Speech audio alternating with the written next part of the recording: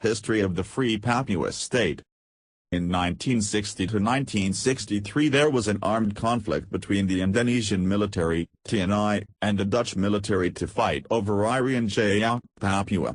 Large-scale military conflict almost broke out after the Republic of Indonesia mobilized its troops on a large scale, Operasi Jaya Wijaya, to demolish Dutch troops.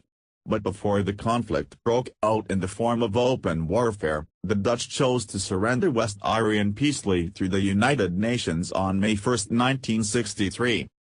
But before surrendering West Irian to the Republic of Indonesia, the Dutch had taken cunning steps by secretly forming a puppet state of Papua.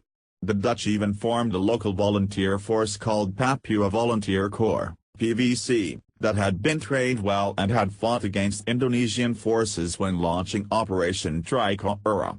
When the Dutch surrendered West Irian, the Dutch deliberately did not dissolve the puppet state of Papua, which was then led by local residents. PVC troops were also not disbanded, and many of them entered the forest and formed resistance forces, rebels, which became known as the Free Papua Organization, OPM. In 1964 to 1967 the OPM together with 14,000 residents under the leadership of Lodwig Mandojan entered the forest in the Bird's Head area and launched a rebellion with capital from old World War II weapons. On July 28, 1965 there was an attack on the Manokwari Battalion 641, Cendrawasih dormitory, which resulted in 3 TNI members being killed and 4 others injured.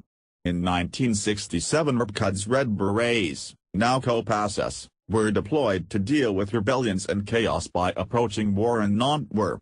But a non-war approach that is carried out persuasively by respecting local customs is more successful. Mandojan along with all of his followers went out of the forest and volunteered to join the NKRI. The TNI's persuasive approach continues when there are security disturbances in Papua to date.